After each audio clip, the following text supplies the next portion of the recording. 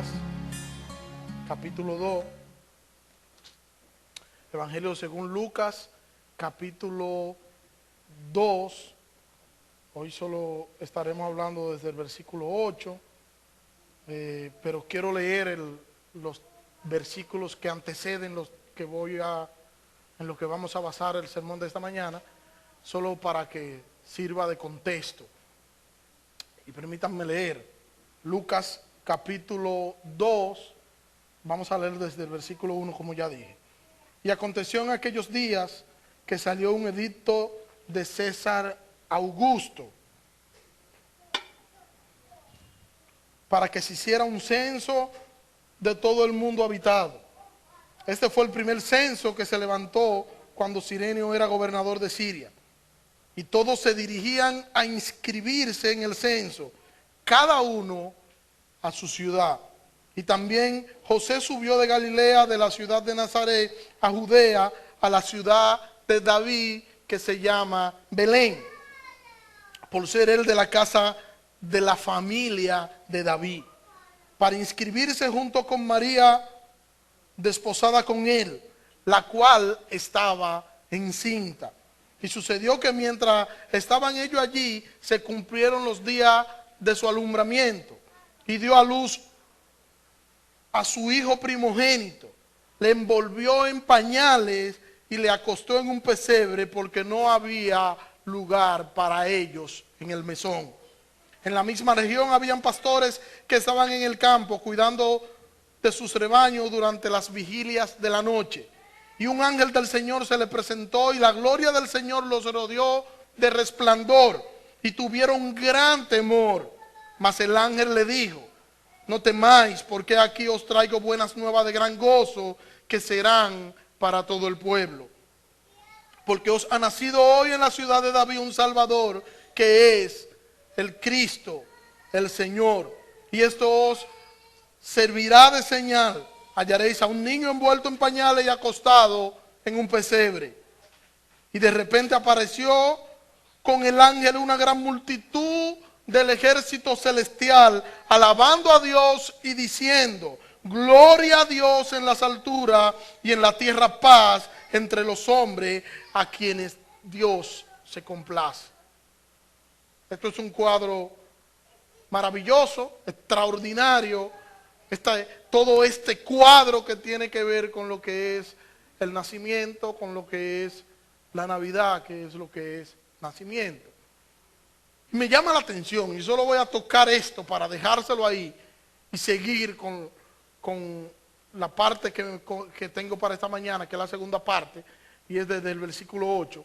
El versículo 7, sin embargo, dice que dio a luz a su primogénito, le envolvió en pañales y le acostó en un pesebre. ¿Dio a luz a quién?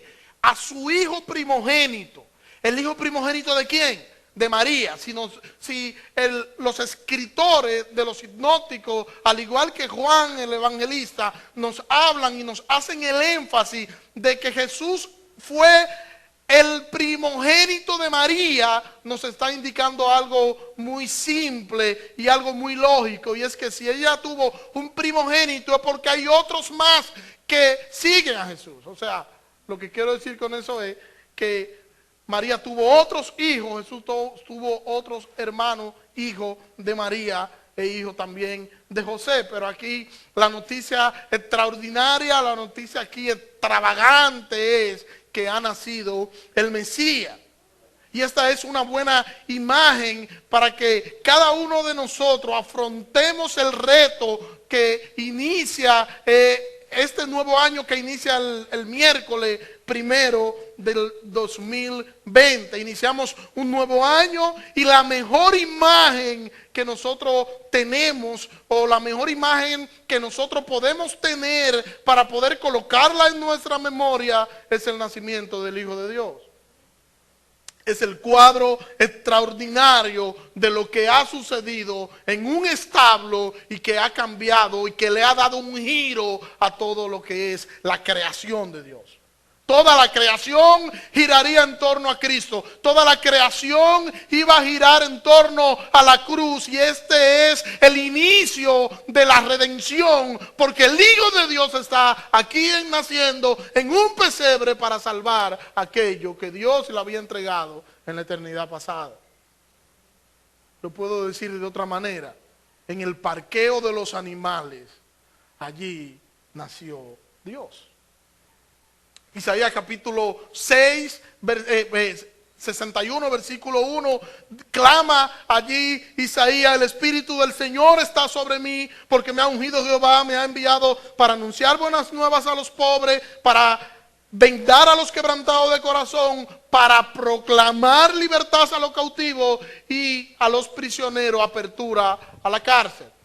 Y esta es una declaración, esta declaración de Isaías 61, una declaración muy acorde a lo que el ángel está anunciando aquí ahora a estos pastores. El Mesías Rey es anunciado y en esta ocasión es anunciado por un ángel a unos pobres pastores.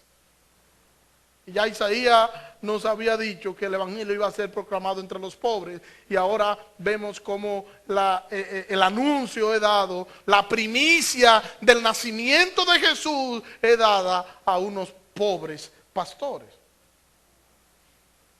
Y decir, ¿por qué es importante esto? Porque los pastores, estos pastores, eran una clase despreciada en Israel. Sí, era una clase despreciada, y por eso es importante que nosotros podamos ver esto. Por la naturaleza misma de la ocupación de esta gente, ellos eran despreciados, porque le era difícil a ellos observar todas las reglas de la ley mosaica. Y especialmente cuando decimos esto, nos estamos refiriendo a las reglas que estos fariseos le habían agregado, le habían añadido a la ley. Eran tenidos al menos, y se le excluía, incluso se le prohibía que se acercaran a ellos a aquellas personas que podían dar testimonio en la corte por lo que representaba a esta persona de baja estima entre los judíos. Eran personas de cuarta categoría para la sociedad. Eran personas de poca estima. Y encontramos entonces en las Escrituras que el Señor escoge lo vil, lo menospreciado. El Señor escoge lo que no sirve. El Señor coge lo putrefacto del mundo para Él entonces glorificar su nombre. Lo que no tiene valor, lo que no tiene ningún tipo de atractivo. Estos pastores no tenían ninguna relevancia religiosa, no representaban religiosamente, no representaban absolutamente nada, socialmente tampoco, pero fue a ellos que el ángel le dio la primicia de que en Belén había nacido el Salvador del mundo. Fue a ellos que se les reveló la encarnación del Mesías. Y podemos contextualizar esto diciendo que los cristianos son un grupo minoritario, que no son bien vistos por algunos los cristianos, que son a veces hasta considerados tontos. Somos considerados tontos en algunas ocasiones, atrasados, desfasados, de mal gusto. Pero tengo para decirle a los que opinan de esa manera de los cristianos, que son los cristianos los portadores de la luz de Cristo. Que son los cristianos, por ende, la luz del mundo. Y tal como lo dijo Cristo, son los cristianos la sal de la tierra. Que aquellos que viven conforme a la palabra de Cristo, esos y solo esos son la sal de la tierra. Son la razón de ser de por qué la tierra esté dando el movimiento de rotación y de traslación. Son la razón de ser por la que este mundo todavía sigue respirando, porque la gloria de Cristo está en esas personas. Son los herederos del reino de Dios. Y estos pastores, a quienes por primera vez se le hace esta proclamación del nacimiento del Salvador, del Mesías Rey, eran hombres devotos, eran hombres creyentes. Estos hombres estaban acampando al aire libre y quizás por turno, como se hacía en esa ocasión cuando eran varios pastores, ellos se turnaban para así poder vigilar el rebaño y uno pueda descansar mientras el otro está vigilando. Todas las ovejas estaban bajo su cuidado y era todo esto considerado como un solo rebaño. No era que se consideraban como varios rebaños, sino todo esto era considerado, y conforme al contexto del texto que tenemos acá, todo este es considerado como un solo rebaño.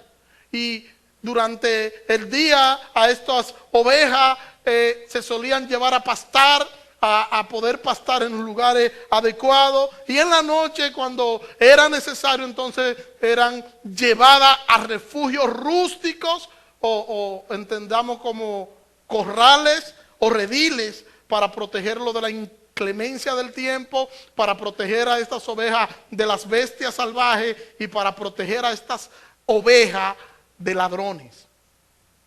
Y nosotros bien pudiéramos hacer una símil, bien pudiéramos hacer un paralelismo o hacer una comparación. El Señor es el dueño de su rebaño. El Señor es el dueño de su iglesia. Pero el Señor colocó pastores para que alimenten con su palabra a su iglesia. Y por ello es la palabra de Dios lo que debe ser el alimento único y central de la iglesia, y la iglesia debe nutrirse con lo que esos hombres que Dios ha puesto al servicio de la iglesia, con lo que Dios le ha dado a esos hombres. ¿Qué es lo que Dios le ha dado a esos hombres? Su palabra, y es la palabra de Dios, solo la palabra de Dios, solo las escrituras, como dice una de las olas, la que debe nutrir, alimentar y llenar de vigor el corazón y la vida espiritual del creyente. Es solo la palabra. El Señor colocó a los pastores, como ya dije, para que alimentaran a su grey, y esa grey sea alimentada única y exclusivamente con la palabra de Dios. En medio de toda esta sociedad que nos ha tocado vivir, en medio de este mundo postmoderno en el que nosotros vivimos, podemos decir que el posmodernismo ha entrado a la iglesia, que las costumbres del mundo han entrado a la iglesia, y es muy común nosotros ver hoy a iglesias centrada no en la palabra de Dios, sino centrada en espectáculo, centrada en la música, centrada en las cosas que hacen para la sociedad, centrada en las cosas que hacen para los hermanos, centrada en las cosas que hacen para ellos mismos. Pero la iglesia de Cristo debe estar centrada única y exclusivamente en la palabra de Dios. Es la palabra de Dios la razón de ser de la iglesia. La iglesia debe vivir para aplicar, vivir y obedecer la palabra de Dios. Y es esta comparación la que me hace pensar en eso. Estos pastores debían guiar las ovejas, y los pastores que el Señor colocó deben guiar las ovejas, deben protegerla de malas enseñanzas, deben proteger a las ovejas de falsas doctrinas, y para eso, para poder lograr eso, simplemente hay que dar la palabra tal cual, enseñar la palabra de Dios, y que sea la palabra de Dios el centro de la vida de cada uno de los miembros de la Iglesia Bautista del Mesías. La naturaleza de una oveja es obediencia. Las ovejas son mansas. La oveja no es que tú le pasas la mano y como que están esquivas, no. Las ovejas son mansas. Y como son mansas, la oveja obedece. No es que el Señor colocó detectives como pastores en cada iglesia, y cada uno de esos detectives pastores está ahí para que usted, antes de ir al baño, pueda llamar y decir: pastor, yo voy al baño, ¿qué usted cree? ¿Puedo ir? Usted me dé el permiso. Voy al colmado, voy al súper, ¿qué usted cree? No es así. Es una persona que usted sí le debe respeto. Es alguien a quien el Señor ha colocado en ese lugar. Está ahí con un fin específico colocado por el Señor, y lo menos que merece de cada una de las ovejas es respeto. Y como miembro de la iglesia, y como miembro en el caso de nosotros, como miembro de la Iglesia Bautista el Mesías, usted no debe, y de hecho está dentro de nuestra declaración de fe, la colocamos allí. Nosotros, usted como miembro de esta iglesia, usted no debe llamarme para usted pedirme permiso para usted ir a ningún lado. Eso no es lo que nosotros contemplamos allí, sino que usted debe notificar algunas que otras cosas por asunto de seguimiento y para uno saber. Porque imagínese, usted se va para el interior, nosotros no sabemos que usted está para el interior y de repente decidimos ir a visitarlo porque tenemos varios días que no lo vemos y sorpresa cuando llegamos a su casa nos enteramos que un vecino nos dice que usted está fuera de la ciudad, pero ¿por qué no lo notificó? Para así nosotros orar por usted, por su estadía donde usted va a estar y así nosotros saber en qué usted anda y nosotros poder hacer las cosas que tenemos que hacer conforme a lo que el Señor nos ha enviado a hacer. Cuando las ovejas estaban en el redil, todas las ovejas estaban juntas y allí eran vigiladas, los pastores vigilaban a las ovejas.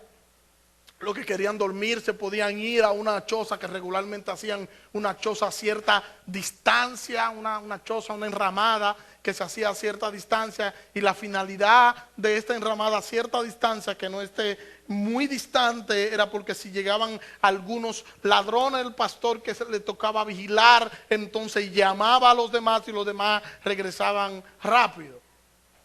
Era todo un cuidado. Era un trabajo de vigilancia sobre estas ovejas que se hacía por turno. Algunos descansaban, otros vigilaban. Y estas vigilias y el hecho de que estos pastores estaban cuidando ovejas y que estaban al aire libre, tal como nos lo sugiere el texto, tal como el texto nos lo enseña, esto nos indica algo sumamente importante. Y es que fuera o dentro de la discusión de que si Jesús nació en diciembre o no nació en diciembre, nosotros podemos ver con este relato, con este simple relato, de manera superficial, nosotros podemos ver que no es así, que es imposible que nosotros podamos averiguar primero en qué mes nació Jesús. El 25 de diciembre es una suposición. Se supone, es una suposición, no una realidad.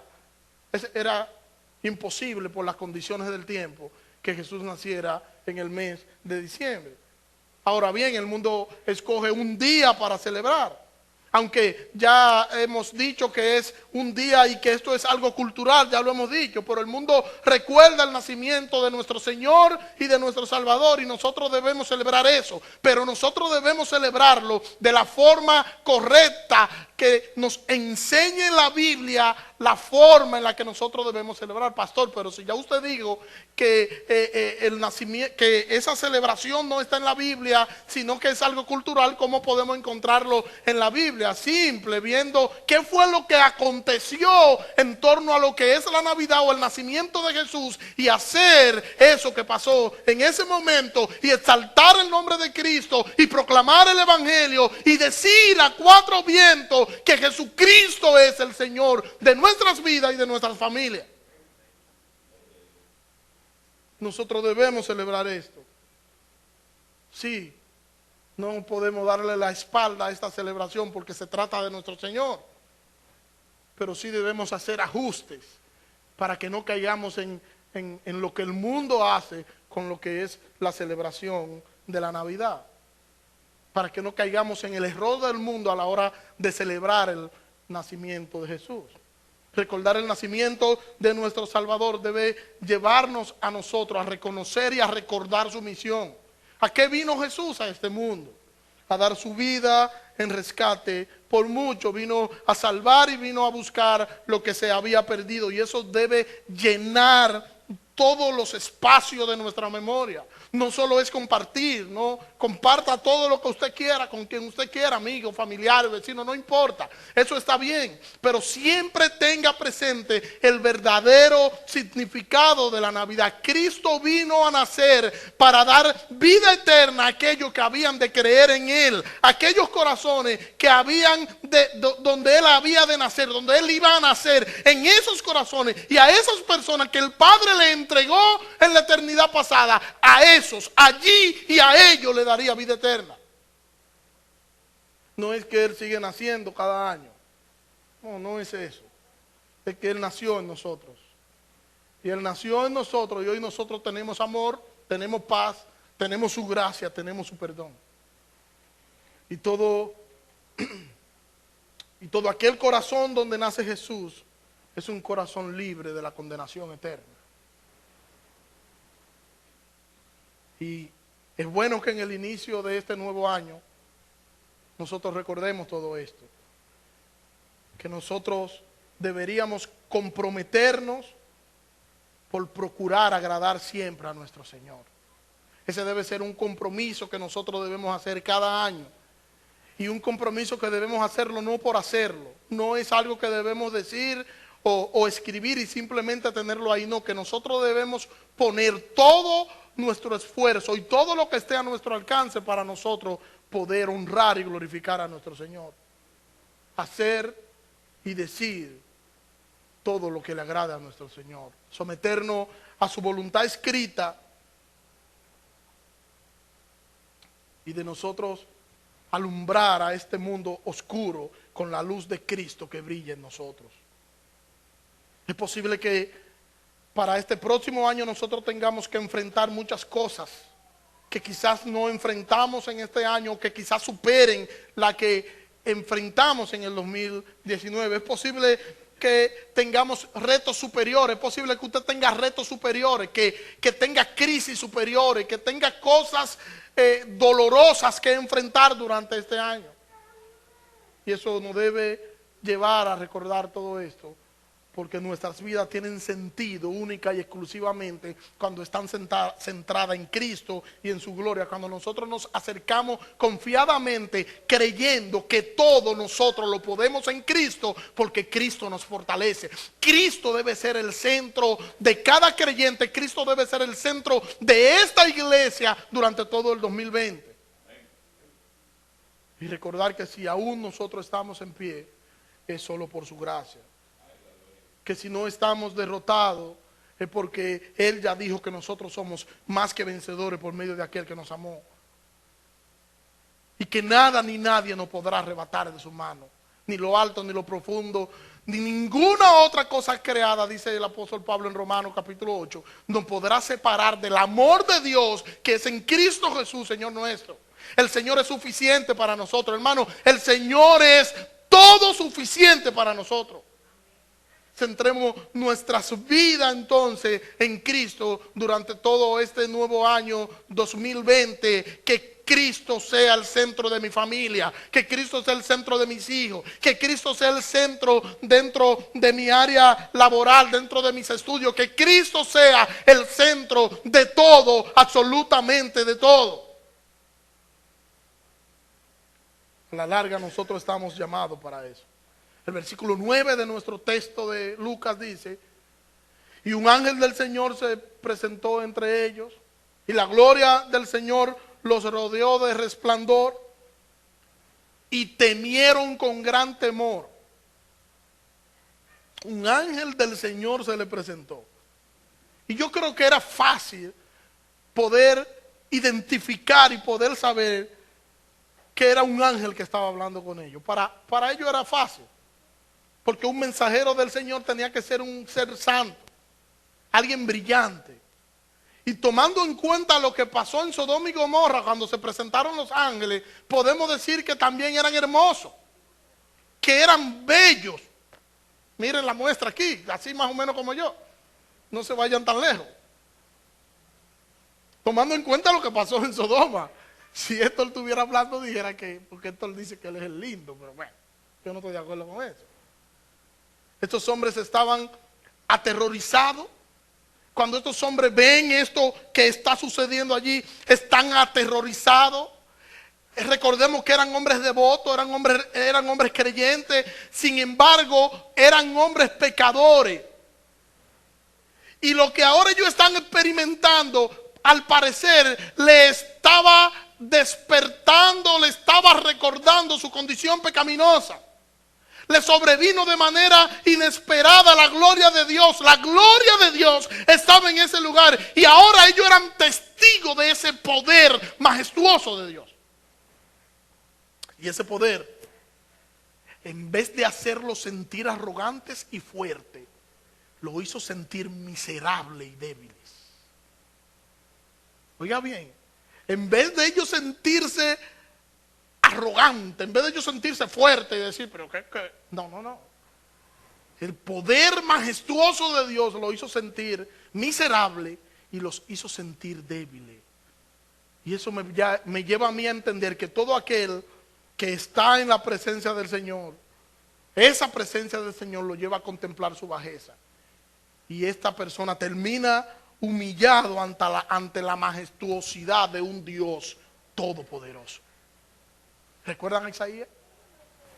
Isaías capítulo 6, dice Isaías: en el año que murió el rey Usías, vi yo al Señor sentado en un trono alto y sublime, y el borde de sus fardas llenaban el templo. Por encima de él habían serafines, cada uno tenía 6 alas, con 2 cubría sus pies, con 2 volaban, y el uno al otro clamaba dando voces, diciendo: Santo, santo, santo, santo, santo Jehová de los ejércitos, toda la tierra está llena de tu gloria. Y dice que el marco de la puerta del templo se estremecía por la voz del que clamaba.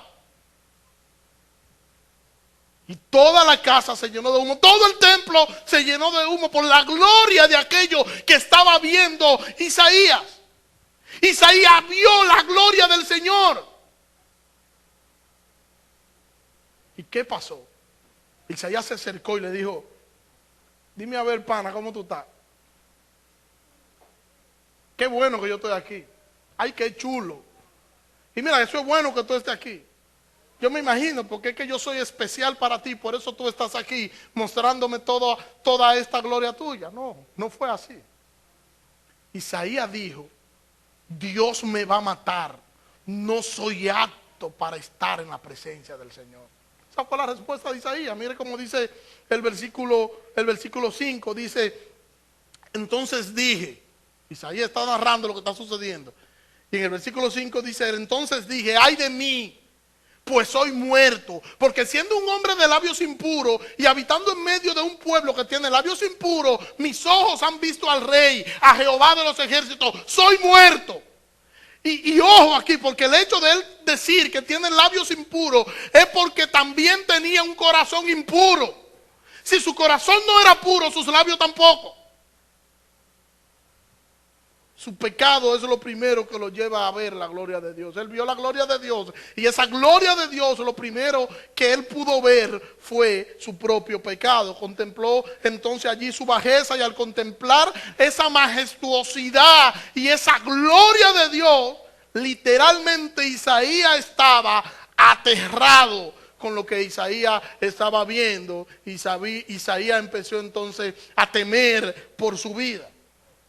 Es lo que estaba sucediendo, algo parecido aquí con estos pastores. Los pastores, dice que la gloria de Dios los rodeó, dice el versículo 9, y un ángel del Señor se presentó ante ellos, y la gloria del Señor los rodeó de resplandor, y tuvieron gran temor. Estaban llenos de pánico, estaban llenos de temor, estaban aterrorizados. Y podemos decir que estaban aterrorizados y estaban llenos de miedo, porque la gloria de aquello que estaban viendo es posible que le hiciera ver cuán pecadores eran ellos. Y eso nos basamos viendo otros textos bíblicos. Como cuando nosotros vamos a las Escrituras y las Escrituras nos desnudan y nos hacen ver nuestra condición pecaminosa. Y nosotros terminamos de rodillas pidiendo perdón, porque la gloria de la palabra de Dios nos muestra nuestra bajeza. Qué tan bajos somos y qué tan glorioso es nuestro Salvador. Por eso cuando usted escucha a alguien decir que estuvo en la presencia del Señor y no contempló su bajeza, pregunte: ¿a qué Dios viste? Pregúntele, porque el Dios de las Escrituras es tan santo y es tan glorioso que cuando nosotros estamos ante Él sale a flote nuestra pecaminosidad, nuestras imperfecciones. Y en vez de nosotros sentirnos suficientes, satisfechos y fuertes, nos sentimos miserables ante la gloria y la majestad de ese Dios santo. Y esto es lo que están experimentando estos hombres. Estaban llenos de temor y tenían razón para temer porque eran hombres pecadores. Nosotros tenemos razones suficientes para sentirnos miserables cuando nosotros contemplamos la santidad de Dios a través de sus escrituras. Cuando nosotros vamos a las escrituras y contemplamos la santidad de Dios, nosotros hacemos bien con sentirnos miserables. Dice el versículo 10, pero el ángel le dijo, no tengan miedo, no teman, porque aquí os doy buenas nuevas, que serán de gran gozo, y serán para todo el pueblo. Hoy, esa es la buena nueva, hoy en la ciudad de David ha nacido un Salvador, y este Salvador es Cristo el Señor. El ángel le está diciendo, no estén aterrorizados, que tengo buenas noticias. No lo voy a matar, tranquilo. La gloria de Dios no lo va a consumir. Tengo buenas noticias para usted, y estas buenas noticias serán de gran gozo, porque el pueblo perdido, porque el hombre perdido en su pecado, ahora la solución ha nacido al problema del pecado, y una solución prometida en Génesis capítulo 3 versículo 15, donde nosotros encontramos la primera promesa de redención, prometido en todo el Antiguo Testamento. Y ahora esta solución prometida en todo el texto del Antiguo Testamento ahora está naciendo, ahora ha nacido en Belén. Ahora el mundo será testigo de la gloriosa noticia de que ha nacido un Salvador, de que ha nacido el Salvador del mundo, de que Dios se ha encarnado. Dios ha nacido en Belén. Dios está dando a su Hijo, y es allí en Belén. El versículo más popular de toda la Biblia, Juan 3:16. Porque de tal manera amó Dios al mundo, que ha dado a su Hijo unigénito, para que todo aquel que en él cree no se pierda, mas tenga vida eterna. Dios estaba dando a su Hijo, y aquí a través de este nacimiento podemos ver, y los pastores podían ver, a Dios dando a Dios en un establo. Increíble, pero cierto. Es que no había lugar para él en el mesón. No había lugar para Dios nacer entre los hombres. Ese es el Hijo de Dios, el creador de todo cuanto existe. Juan nos dice en su libro que todo fue creado por medio de él y para él, y que sin él nada de lo que existe hubiese existido. Todo existe por su razón. La razón de ser de toda la creación es Cristo.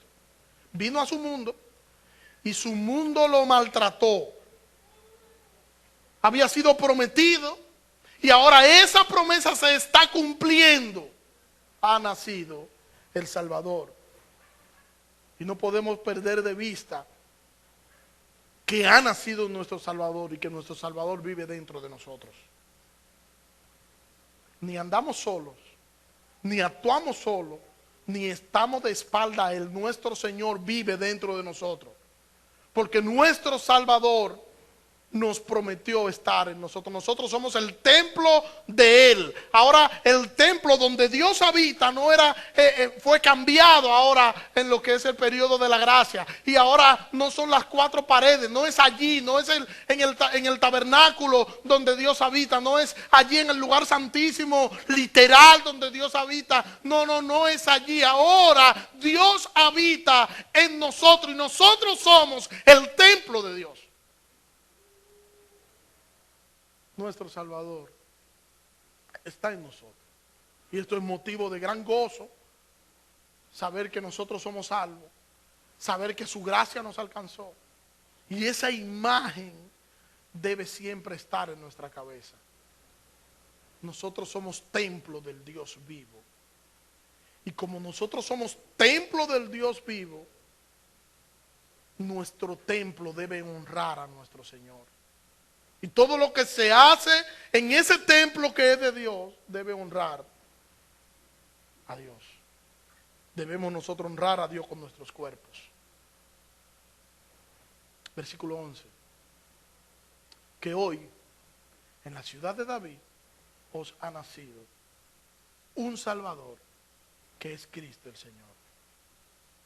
Y nosotros podemos ver aquí un fin marcado, y es que había una intención de hacer un énfasis en la obra salvadora de Jesucristo, en la ciudad de David, como había sido prometido en el Antiguo Testamento, que el Mesías sería de la descendencia de David. Mire, Miqueas capítulo 5, versículo 2.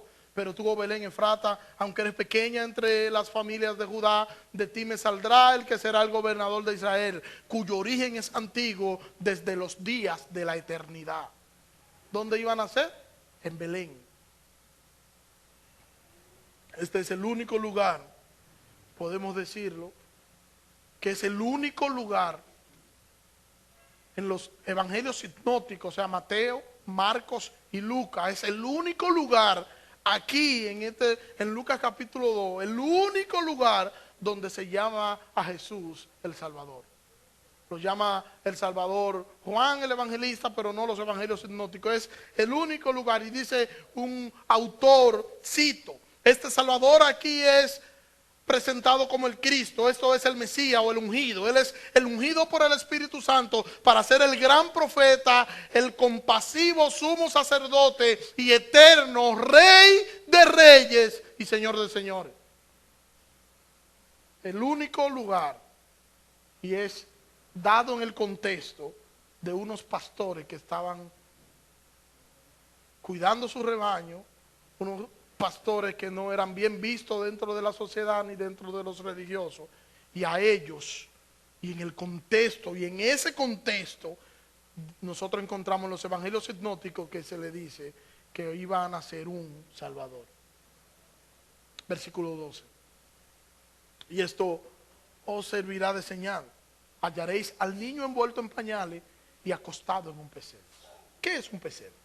Un pesebre es una vasija o un depósito donde se le echaba los alimentos a los animales para que estos puedan comer, y se utilizaba en este tipo de posada que estaba en el lugar donde se encontraban las habitaciones, y había otro lugar que era donde se colocaban los animales, y allí en estas vasijas le echaban la comida para que ellos puedan comer y allí puedan los animales descansar. Ubíquelo ahora como un hotel. Usted va a un hotel, usted tiene el lugar, el edificio donde están las habitaciones, pero usted dentro del edificio usted no se lleva el vehículo. Usted no dice, bueno, hay un ascensor para el vehículo y otro para mí. No, nada que ver. Usted deja el vehículo en el parqueo. Bueno, esto es parecido. Esto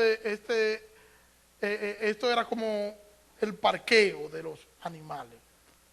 Y allí le dice el ángel que esta sería la señal que iban a encontrar al niño envuelto en pañales y acostado en el lugar donde se le echaba la comida, la paja, para que los animales pudiesen comer. Y yo pregunto muchas cosas en torno a esto. Todo padre quiere que su hijo nazca en el mejor lugar. Si usted le pregunta a Luis, que creo que el que tenemos aquí, que va a ser padre pronto de mellizo, usted le pregunta a Luis, ¿dónde tú quieres que tu hijo pueda nacer? O tus hijos, o tus 3 hijos, no sabemos, el Señor es milagroso. 4, 5, 6, la Biblia dice que herencia de Jehová son los hijos, y cuando uno le habla de 6, ay no, pues toda herencia de Jehová no son los hijos. Oye, ¿cuál es el problema? A cada padre pudiéramos preguntarle y cada uno pudiera decir, o cada uno va a decir y va a mencionar lo que considera que es la mejor clínica o el mejor hospital, los mejores médicos, las mejores enfermeras, y que todo sea especial para nuestros hijos que van a nacer. Todo. Porque nosotros queremos lo mejor para nuestros hijos. ¿O no es así? queremos lo mejor. Y queremos deleitarnos en el nacimiento de nosotros ver a nuestros hijos. El Hijo de Dios, el Salvador eterno, nació y fue acostado en el lugar donde se le echaba comida a los animales. Habían lugares majestuosos en aquellos tiempos.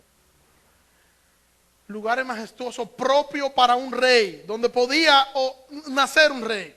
Un rey no nace entre malos olores de animales, no, un rey no nace allí.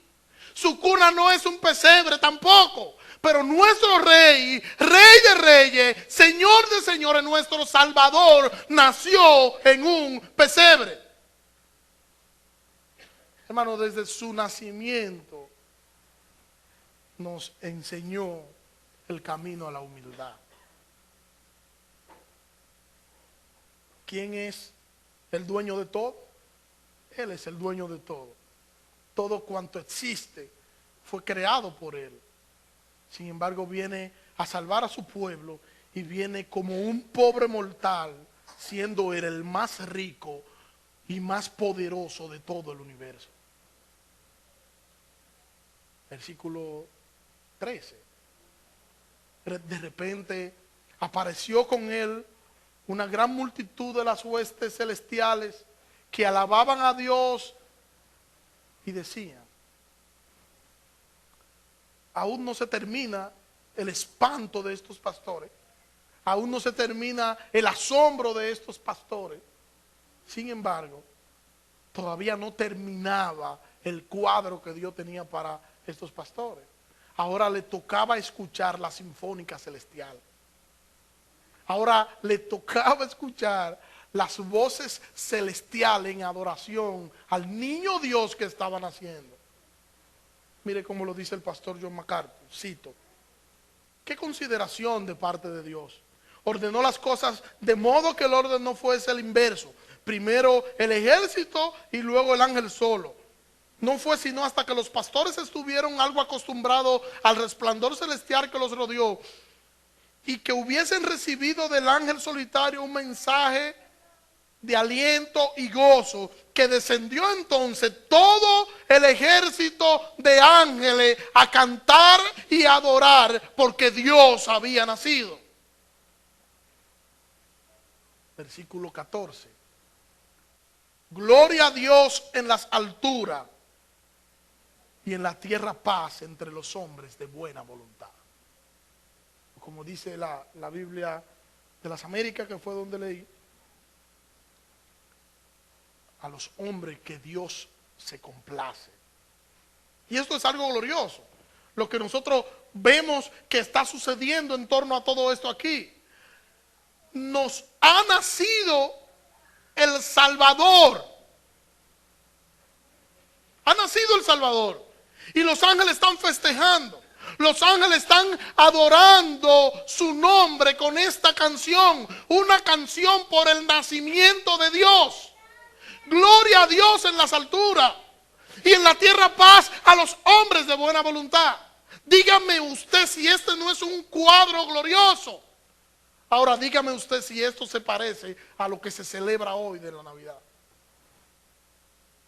Aquí no hay árbol navideño. Aquí no hay santa.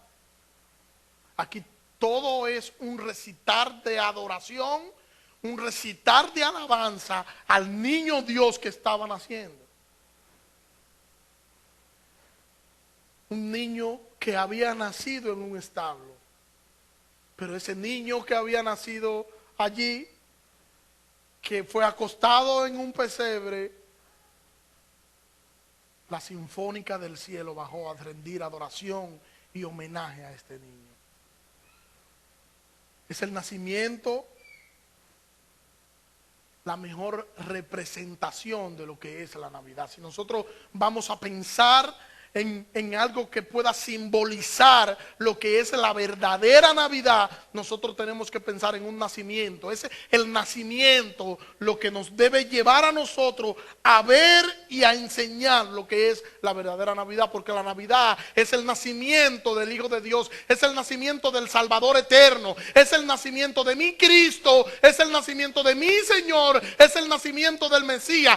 Cristo es la Navidad.